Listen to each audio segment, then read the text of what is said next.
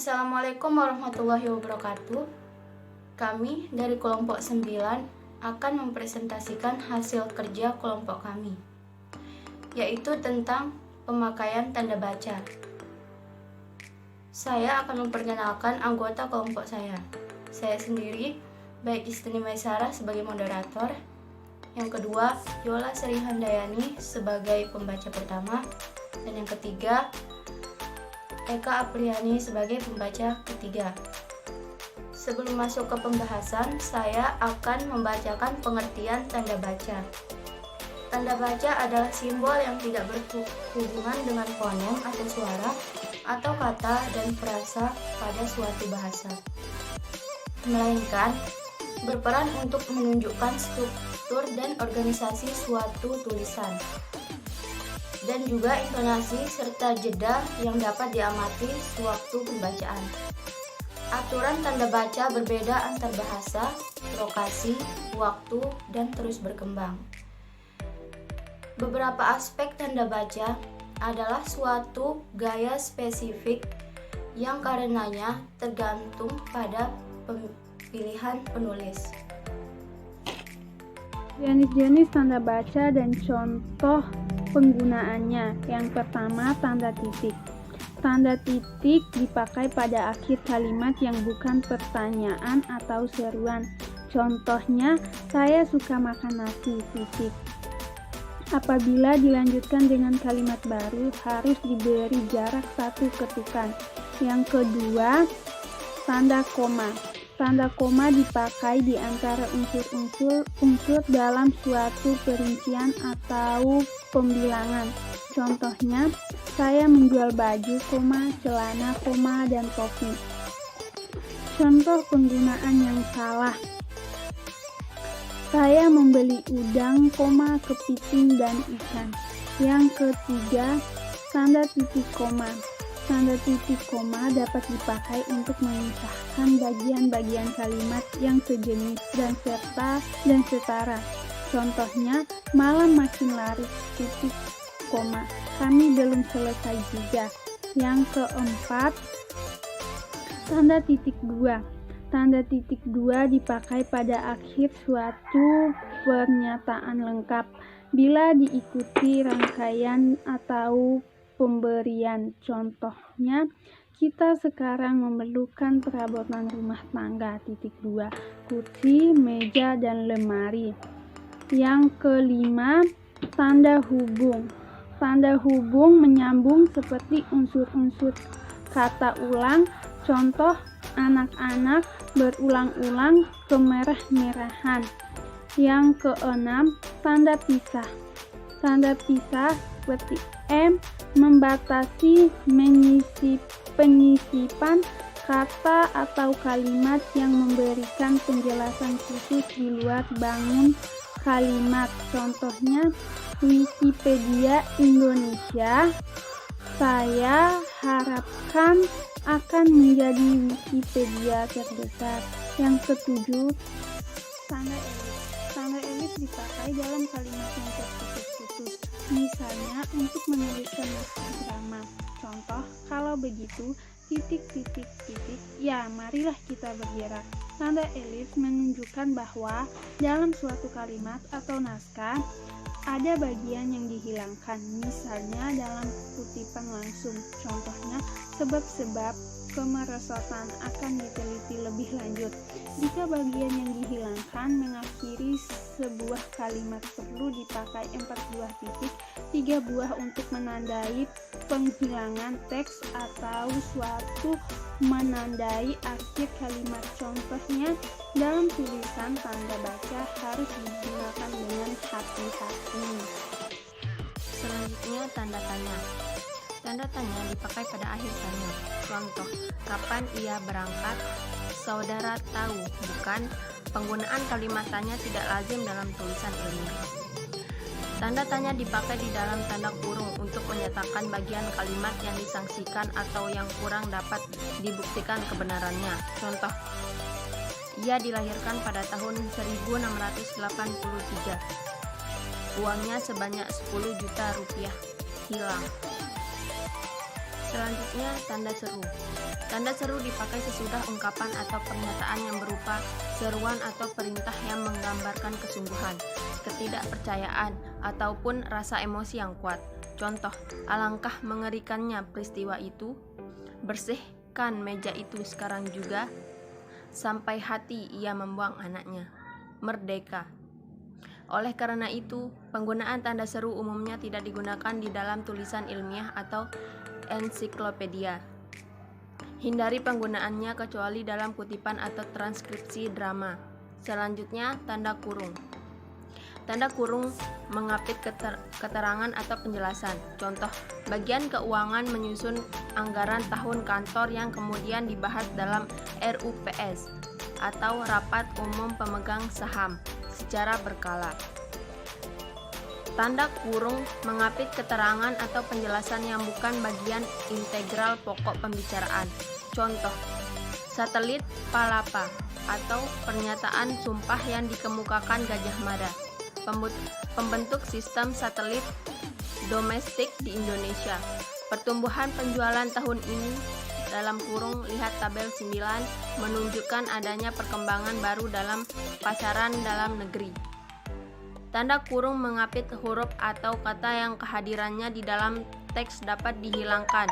Contoh, kata kokain diserap ke dalam bahasa Indonesia menjadi kokain.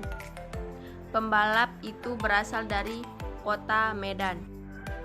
Selanjutnya, tanda kurung mengapit angka atau huruf yang merinci satu urutan keterangan. Contoh, bauran pemasaran menyangkut masalah A. Produk, B. Harga, C. Tempat, dan C. Promosi. Hindari penggunaan dan pasang atau lebih tanda kurung yang berturut-turut. Ganti tanda kurung dengan koma atau tulis ulang kalimatnya.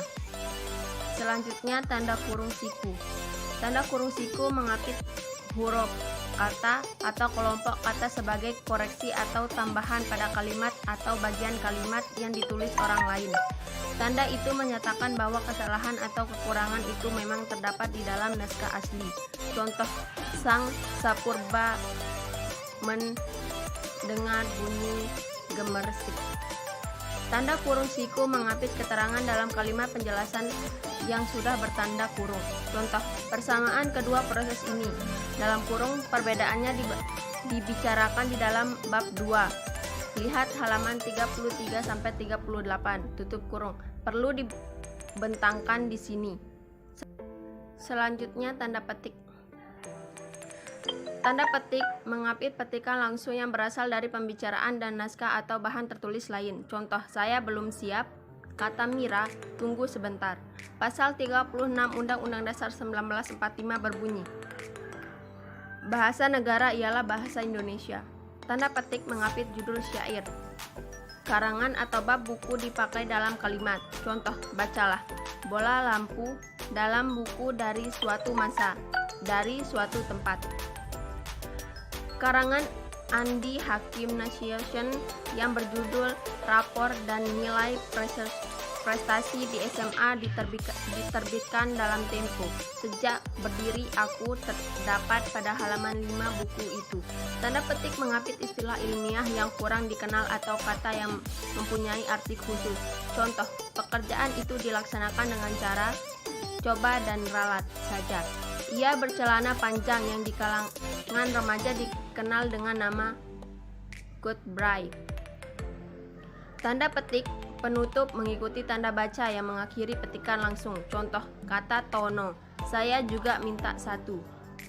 Tanda baca penutup kalimat atau bagian kalimat ditempatkan di belakang. Tanda petik yang mengapit kata atau ungkapan yang dipakai dengan arti khusus pada ujung kalimat atau bagian kalimat. Contoh, karena warna kulitnya, Budi mendapat julukan si hitam. Bang Komar sering disebut pahlawan, ia sendiri tidak tahu sebabnya. Selanjutnya, tanda petik tunggal. Tanda petik tunggal mengapit petikan yang tersusun di dalam petikan lain. Contoh, tanya Basri, kau dengar bunyi kerincing tadi? Waktu kubuka pintu depan, kudengar teriak anakku, ibu, bapak pulang, dan rasa letihku lenyap seketika, ujar Pak Hamdan. Tanda petik tunggal mengapit makna, terjemahan, atau penjelasan kata atau ungkapan asing. Contoh feedback, balikan.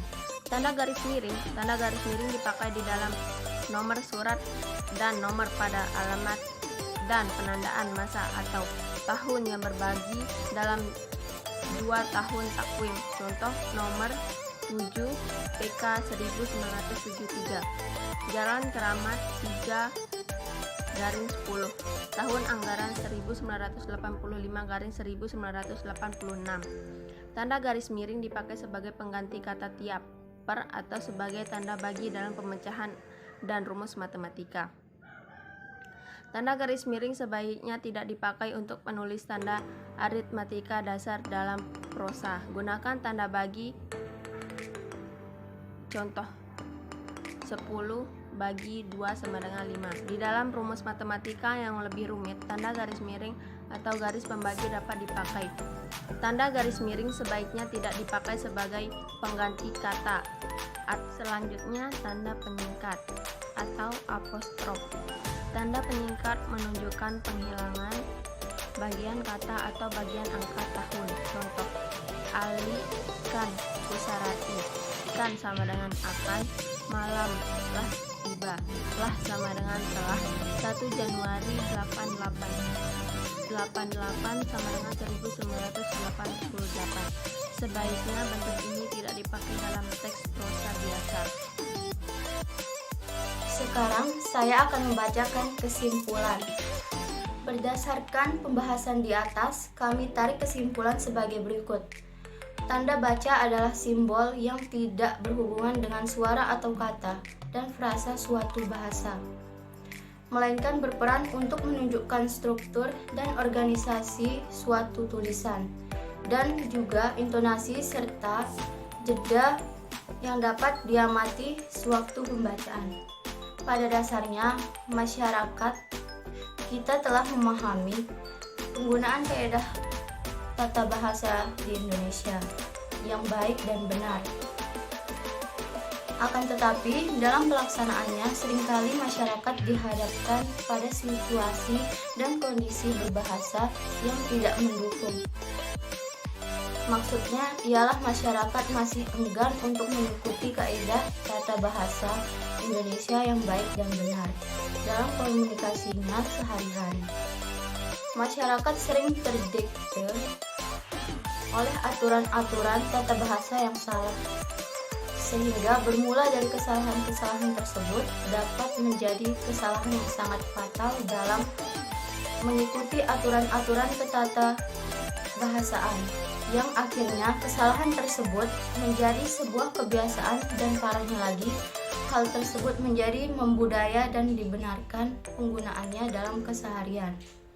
Untuk itu sudah menjadi kewajiban kita bersama untuk selalu mengingatkan kepada masyarakat untuk dapat menggunakan kaidah tata bahasa yang baik dan benar. Sekian dari presentasi kelompok kami. Mohon maaf bila ada kesalahan, karena kita tidak pernah luput dari kesalahan. Sekian, wassalamualaikum warahmatullahi wabarakatuh.